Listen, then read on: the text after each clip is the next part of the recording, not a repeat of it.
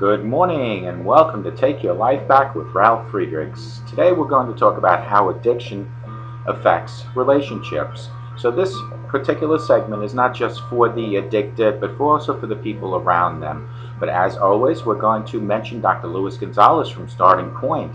You can find him at 844-414-8444. Also, his website is www.startingpointmn.com.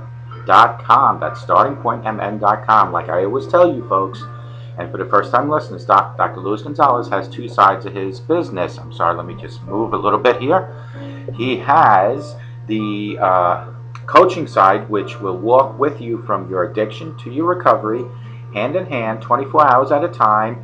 Never ever, like myself, will Dr. Luis Gonzalez talk about your past. We will only concentrate on today and tomorrow. On the other side, Dr. Luis Gonzalez can help you become an addiction recovery coach. If you have passion, personality, and professionalism, and you have some sort of addiction background, whether it's battling your own addiction or helping a loved one or family member, call Dr. Luis Gonzalez at 844-414-8444, and he will also help make you a addiction recovery coach. You can also contact me at clearviews.info, clearviews.info. Over at clearviews.info, I supply over 180 videos, tons of articles and newspaper clippings that are in there from doctors, psychiatrists, and psychologists that have written about addiction and recovery, how to deal with everyday life if you have an addiction. My videos have covered just about every subject you can imagine. However, if there is something that you have not seen and you'd like to see it, contact us over at 844-405-HELP, or you can text me at 631-599-0218, and I will make sure I do a segment on video for you on this and for everyone else as well.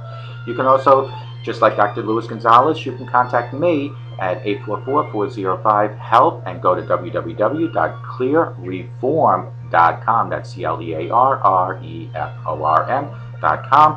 That is my side where I help you, if you have an addiction, walk from your addiction to recovery 24 hours at a time, day by day, never ever looking at the past. I, like Dr. Luis Gonzalez, will only concentrate on today. That's exactly what we do as addiction recovery coaches, and if you want to, just give me a call, 844-405-HELP. If you notice, both my websites start with the word CLEAR. CLEAR stands for Community Lessons Empower Addiction Recovery, because it is your lessons, my lessons, and the whole global community. Our lessons empower addiction recovery. We all have to work together on educating each other on how to battle addiction, because addiction will not go away by itself. Addiction has to be faced head on. Addiction has to also have two ingredients of battling, and that is, the first one is to stop denying you have one, and the second one is to reach to your higher power. Let's dive into how addiction affects relationships. This comes directly from the CDC, so I'm going to read some of this. And an addict may or may not realize it, but the fact is that his addiction does affect most every kind of relationship that he or she is involved in. Personally or professionally, there's always a bit of tension and associated with dealing with an addict of any kind. The result of addiction can be different in different situations, depending on the kind of decisions made by both parties involved in the relationship.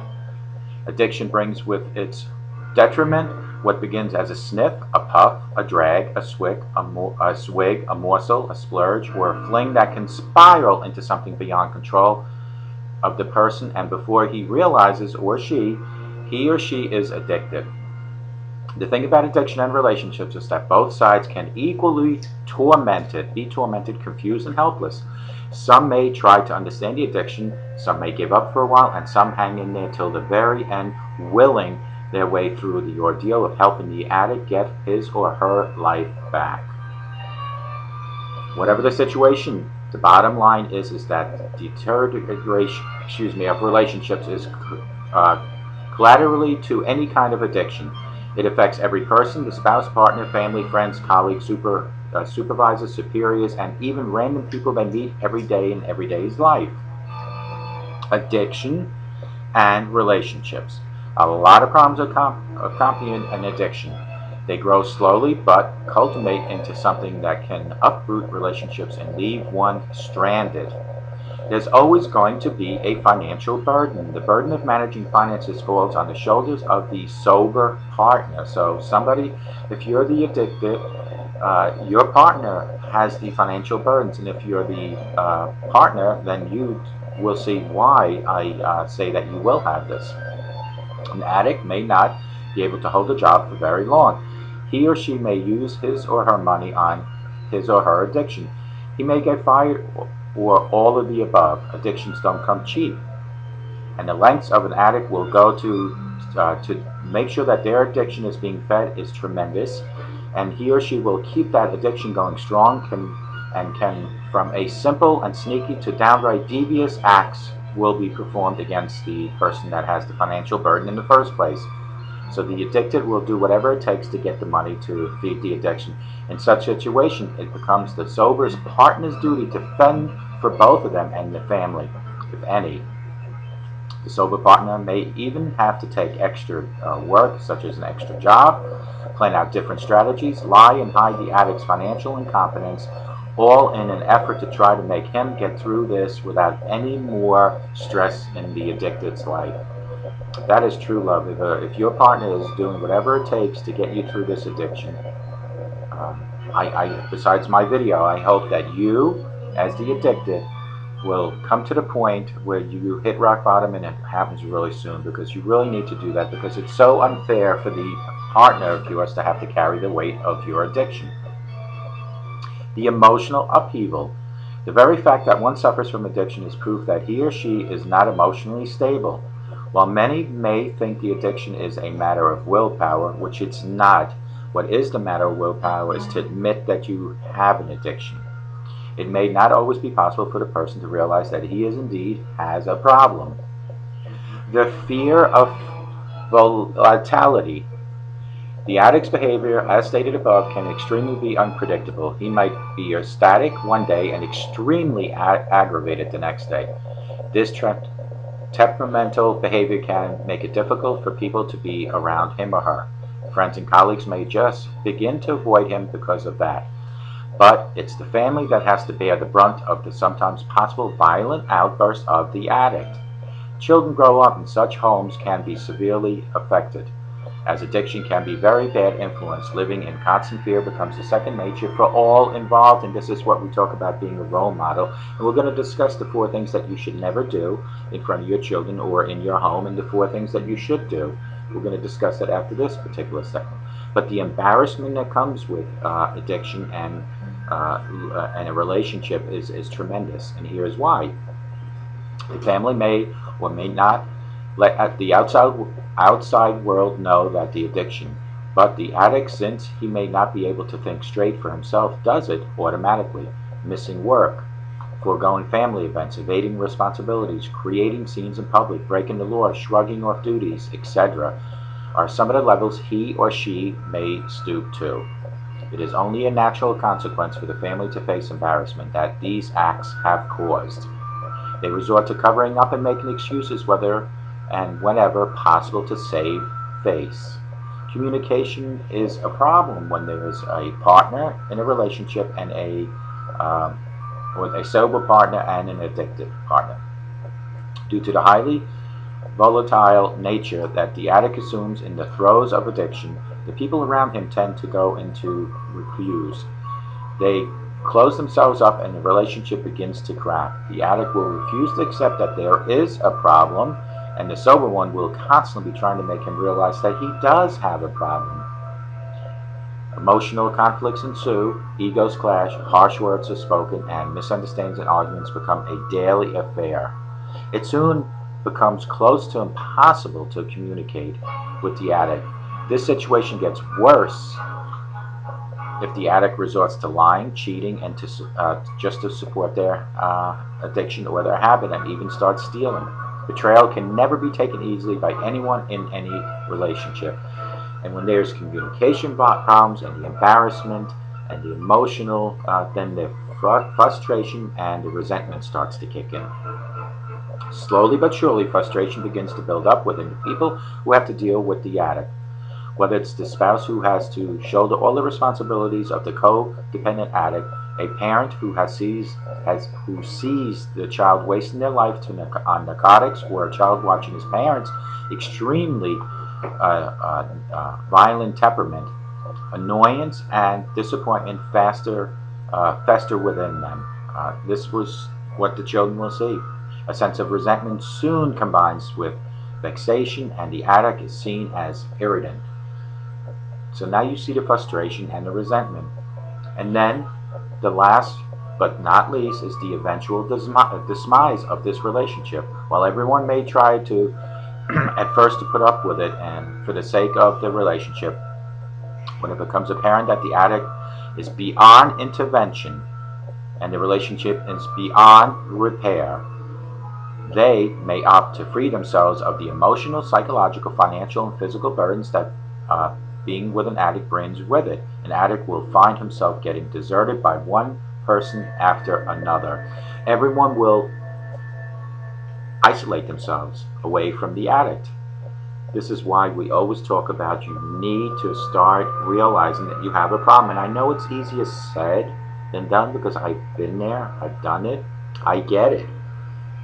But as a dedicated person in recovery, as I am, it is my mission, my responsibility to bring to you the information daily.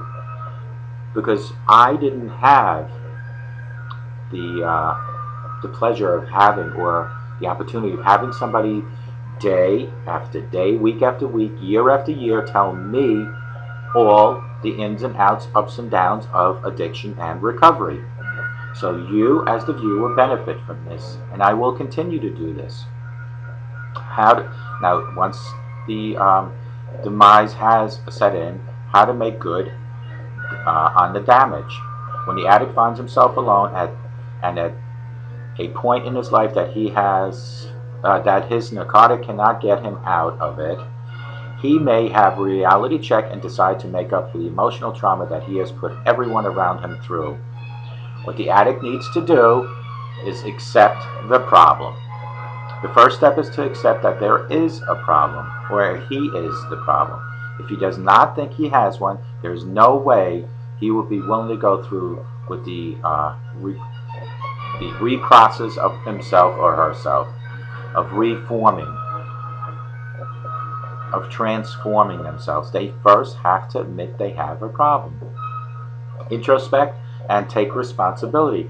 When he has decided to face the problem and admitted it, he must take a long, hard look at himself and be willing to take responsibility for all the harm that he has caused to the people around him. He has to have the courage to face the effects of all his deeds and strive to make up for them, which sometimes will not ever happen with some certain people because the damage has been so severe that it's irreversible. However, whatever you can save, you will try. You need to seek help. Getting rid of an addiction is something that cannot be done alone. Constant support, moral and physical, is required to help the addict in his healing process. Help from family, friends, and rehabilitation organizations is what he has to rely on to get some semblance of normality back into his life. These videos, my posts daily, is exactly what they're talking about. I am not only a friend, I am a family member of your addiction. It is my responsibility, and even you, once you have hit rock bottom and you go forward in your recovery, it is your responsibility to spread the word on how you can live with an addiction. It is up to you to go out and do exactly what I'm doing. I'm not saying with the videos and the live interviews and doing all the posts and talking to other people about addiction in reference to the enormous amount of people that I talk to. But I'm talking about just in general, in your circles around you, in your circles of life. You need to start planning a recovery, and more importantly, you need to stick to it. Because an addiction is so easy to acquire and difficult to give up, the rehabilitation process becomes that much more difficult. Hence, the addict needs to devise a strategy plan for his recovery, and then adhere to it. I always talk about, in order to have when you set a goal, you need to have a strategy. You need to have a plan to achieve that. You also always, and I mean always, have to be prepared for setbacks. The process of rehabilitation will involve a lot of unfavorable, undesirable, and trying tests of physical, psychological, and mental endurance. The addict needs to be prepared for all of these. Folks, you see how there are different stages in a relationship with an addiction, with a partner that has an addiction.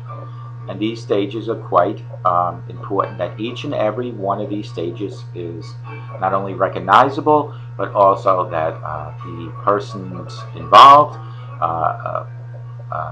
adhere to a lot of the advice that is given. And I'm going to go over that real quick again. How an addiction affects relationships. An addict may not realize, but the fact is that the addiction does affect almost every kind of relationship that he is involved. It can be a personal relationship. It could be a relationship with your children or your in-laws. It could be a relationship that you have at your job with your boss, your professional relationship. But an addiction affects everyone. It may crumble your relationship with your partner. It might put a stain on your relationship with your children. It might cause you to lose your job. Addiction and relationships, a lot of problems accompany an addiction. Excuse me. They grow slowly but culminate into something that can uproot relationships and leave one stranded. You need to be aware of the financial burdens. The burden of managing finances falls on the person that does not have the addiction. So as a person that has an addiction, you need to say to yourself, is this fair for you to put another person through all this? You need to adhere to a lot of the advice that is given to you and educate yourself daily. You will have emotional upheaval. The very fact that one suffers from an addiction is proof that he or she is not emotionally stable. And nobody is calling you that you're mentally insane or anything. What they're saying is that the addiction has overcome and is trying to guide you down, I always say, the fork in the road. To the left, the addiction fork, the one with the cloud and the lightning. You need to now steer yourself to the right, the recovery road. You need to fear volatility. The addict's behavior, as stated above, can be extremely unpredictable. He might be ecstatic one day and extremely aggravated the next day. The emotional roller coaster ride that you will be going through with your addicted loved one, and if you're a child watching this, with your parent possibly, is going to be tremendous. Living in constant fear becomes second nature to you, to your loved ones, so you need to be alert. And the embarrassment that comes with addiction or addicted person in a relationship. The family may or may not let the outside world know that there is an addiction. But the addict, since he may not be able to think straight for himself, does it all by themselves, by the way they act, the way they talk, the actions they do. They will do this on themselves. They resort to covering up, this is the family members now, and making excuses wherever possible to save their reputation, otherwise known as to save face. Communication does become a problem due to the highly volatile nature that an addict assumes in the throes of his addiction. The people around him tend to go and into a recluse. They close themselves up and the relationship begins to show signs of cracking.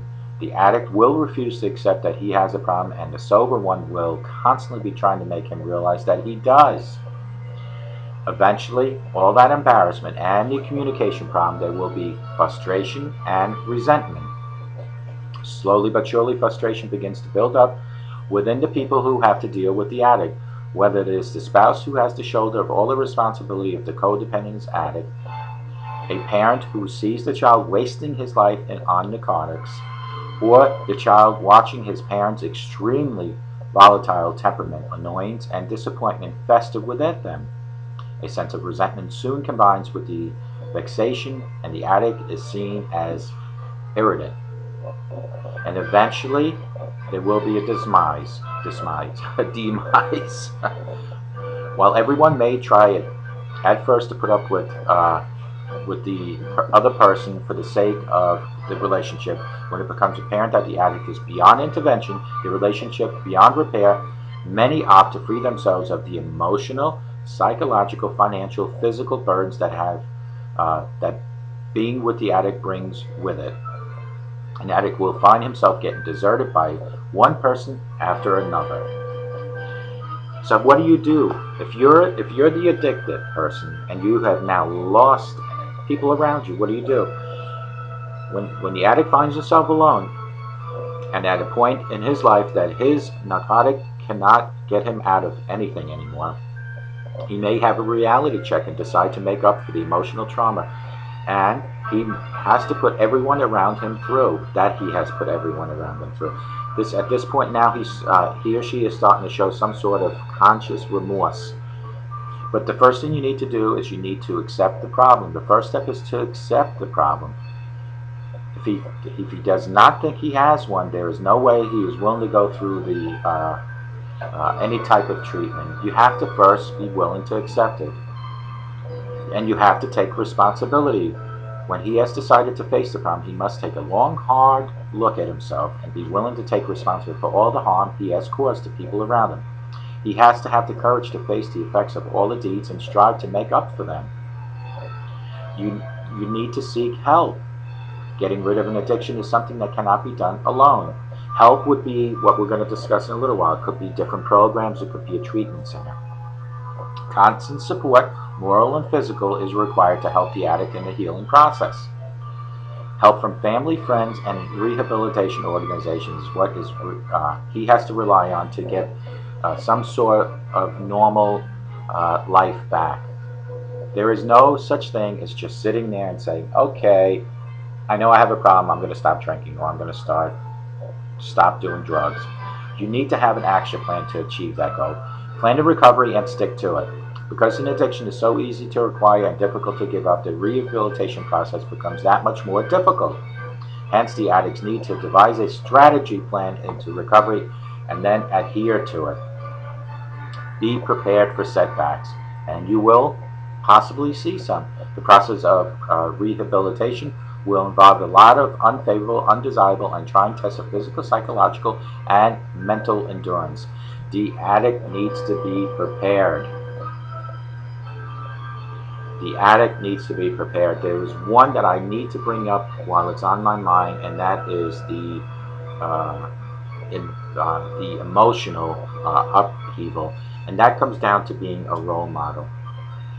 When your children, day after day, have to see you doing one of these four things or all of these four things in your house, you are a failure as a role model, as the hero in your children's eyes. This is not just for mommy and daddy, this is also for grandparents and legal guardians. These four things should never, ever happen in your home. You should never drink in front of your children. I prefer to tell you never to drink at all, but for the sake of this video, you should never drink in front of your children. If you have to drink, go do it on the outside somewhere. You should never smoke in front of your children. Again, do it elsewhere. You should never use the bathroom trashy profanity that comes out of some people's mouth that I hear sometimes in front of your children. As a matter of fact, in front of anyone. That is left for the bathroom. Take it in there.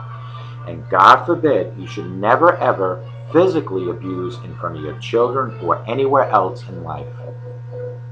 If you have a problem, an anger issue that you need, or you feel the need that you physically have to abuse someone, you need to call for help, therapy, or counseling.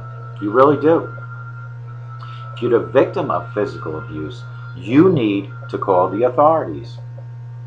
It is better to call the authorities and have your loved one taken out in handcuffs, possibly to get some help to come back to you one day a better person, than for the authorities to come to your home and take you, that's right, you, out in a body bag.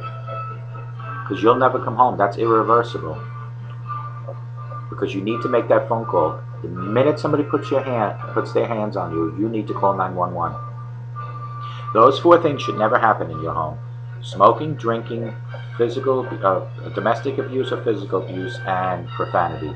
These 4 things have to happen in your home for you to be a successful role model, to be that hero in your children's eyes. You need to show love daily to your children, to your spouse, to your partner. You need to show respect around the board to everyone in your home. In order to get respect, you need to give respect. You need to show compassion. When your children come to you with a problem, show that you really do care. And hopefully you really do. And if you don't, you need to seek counseling. And you need to show emotion. If your child, your partner comes to you and they're broken down into pieces about something, show some emotion. Don't just sit there like a cold or a hard rock with no emotion. Those 4 things have to be in your home: love, respect, emotion, and compassion. If you have those 4 things and you get rid of the other 4, which was smoking, profanity, drinking, and domestic abuse, you will have completed the responsibility of a good role model, the hero in your children's eyes. You will have completed that. It is then that you can help write the chapters in the book of life for your children and for yourself to continue. All of us have a book of life. Our chapters are 1 year for every year 1 chapter for every year we're alive. You should be part of your children's life, or you should be part of writing your children's chapters in their book of life between 0 and 18. Those should include love, respect, emotion, and compassion. They should not include drinking, smoking, profanity, or domestic abuse. It is up to you to help write those chapters. And as you're writing your children's chapters, continue writing your chapters. And if today, October 25th, 2014, previously all your chapters have been somewhat less desirable, it is today that you can start writing new chapters in your book of life. If today, October 25th, 2014, you finally said, I am ready for change, I know I have a problem, Ralph, I need help, call me, 844-405-HELP. 844-405-HELP. I will help you. And if you don't want to talk to me, text me, 631-599-0218. But if you are ready to rewrite or to write new chapters in your book of life today, October 25th, 2014, and you finally admit you have a problem, here's where you can go for treatment. You can go into a treatment center. They have the 30, 60, 90-day programs. They take insurance, most of them do. If you don't have insurance, contact me or go on your state's website. In most states, there is some sort of treatment available for people that have financial challenges. You can try AA. They have the 12-step program. They suggest when you first start in your recovery to do the 90-90, which is 90 meetings in 90 days. They have a structured program. They meet about an hour, hour and a half a day. That is AA, been around since 1936 and have helped millions. I did try that.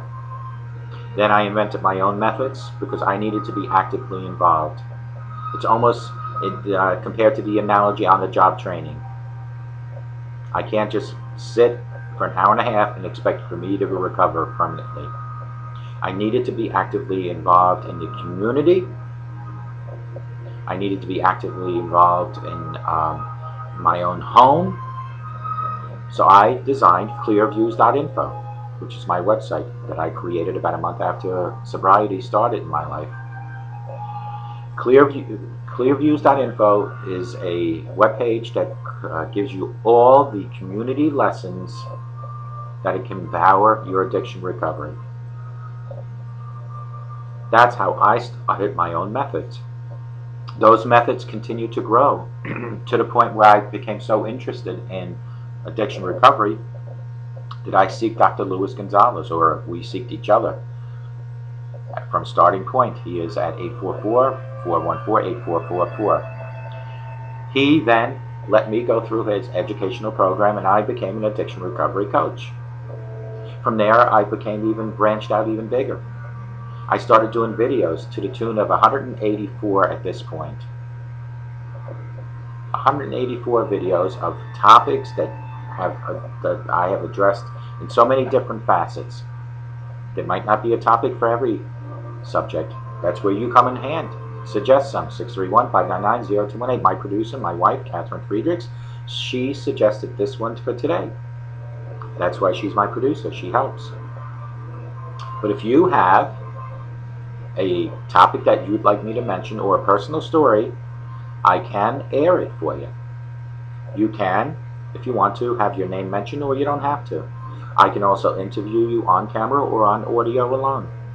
631-599-0218. Text me and I will get that aired for you. From there, I branched out even larger, where I've been contacted by news agency, talk show. I've been contacted by other people, a couple churches, some AA organizations, or not organizations, homes. My videos have been in some schools for MAD and SAD, Mothers Against Drunk Driving, SAD against Students Against Drunk Driving. As you can, my point here is that I'm branching out. I do live interviews. Matter of fact, today I will be in Mastic Beach between 3:30 and 4:30, doing live interviews. Real people with real stories about their addiction or people they might know. I usually go Sundays, but this week it's going to be on Saturday. My point here is that I had to be so actively involved in my own addiction recovery. I created all this around me to the tune of every day. My videos take me approximately 5 hours between getting ready for them and completing them and airing them, to the tune of people contacting me, so I talk about my addiction and their addiction. So I get at least 8 to 9 hours a day of recovery in my own life, compared to when I tried AA was only about an hour and a half. And I'm not knocking AA, so don't get me wrong. My methods are just better for me. They might be better for you. But either try AA, try the treatment centers, try my methods, or anyone else's methods. But two things have to be involved in your recovery: the desire and the hunger to stay sober. Sobriety is your #1 goal, and to include your higher power. God needs to be involved in your addiction recovery. He really needs to be involved in your daily function, but he needs to be also involved in your addiction recovery. So if you're ready to do that, and admit you have a problem and seek treatment, reach out to God and ask for guidance and direction. He will guide and direct you. You will see so many changes in your life for the better. Physical changes, financial changes, mental changes, relationship changes, family changes. You'll be amazed. But it all starts with you. And it all starts today, October 25th, 2014. When you go to bed tonight, folks, when you take your sneakers, shoes, or slippers off and put them by the edge of your bed, on the bottom, tonight push them under your bed. That's right, push them under your bed. That way tomorrow morning, when you wake up, thank God when you wake up, you have to go on your knees to go and retrieve them from under your bed. And while you're on your knees, folks, thank God that you have another day on this beautiful earth. Because for every breath you take, there is someone, whether it's in your community or in the world, there is someone or some people taking their last breath. For every time you get to blink and open and close your eyes, there is someone in your community or somewhere else in the world closing their eyes for the last time.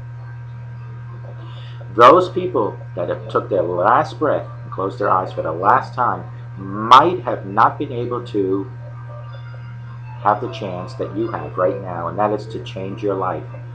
They might have taken their last breath or closed their eyes because of an overdose. They might have because of an illness. They might have because of an accident. But if you're watching me and you are here physically now, you have a chance for change. But you need to reach out and accept that change. You need to admit you have a problem, and you need to go to your higher power and ask for guidance and direction. Because if your life was so good, it wouldn't be crumbling around you. Folks, it starts with you. You need to let the sunshine into your heart and into your home. And you will, I promise you, get positive results. If you let the sunshine into your heart and your home, I promise you, you will get nothing but positive results. Avoid the negative people. There are going to be people, if you have an addiction and you've been a lousy person yourself, there are going to be people who are going to tell you you're no good, you're a loser. Do not listen to them. You are a special person. The problem is you have an illness. You have an illness like cancer is an illness or disease. It could be any lupus. It could be anything. You have an illness. The thing is that you need to seek out for a recovery plan. When you have cancer, people go for chemo. When you have a cold, you go to the doctor. Well, when you have an addiction, you need to seek help. So for the people that are telling you you're no good and you're a loser, do not listen to them. They are negative people with negative results in your life. Know this: God created you. If you reach out to Him, He will take you and remold you, reform you to the person He created. But it starts with you. It all starts with you. Say a little prayer and ask for guidance and direction. And remember, folks, when you help other people, whether it's simple things like opening a door, picking up garbage, raking leaves for your neighbor, or even sharing your wealth, whether it's money, materialistic, or food, those are rewards that will build up your self-esteem and make you feel better. Remember this: when you came into this world, you came with nothing, and when you leave with nothing.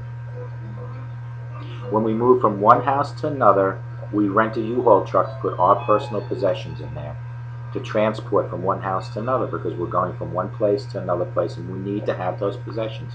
But when you leave this world and you're in a hearse and you're going to your final resting place, there will not be a U-Haul truck behind your hearse going to the graveyard with your personal possessions. That will be left behind. Why not start sharing today, October 25th, 2014, with the churches, with your neighbors, with your family? If you have extra, give a little to someone.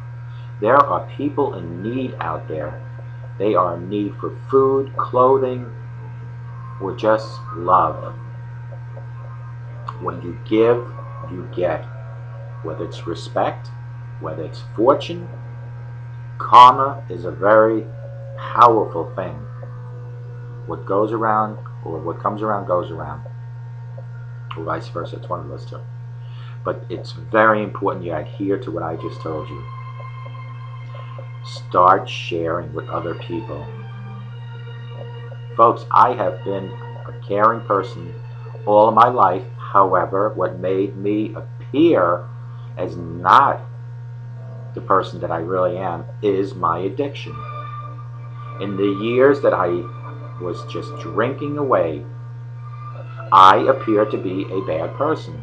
However, inside me was always a good person. It was the addiction that took over my life. And that's what I'm trying to tell you. You are a good person.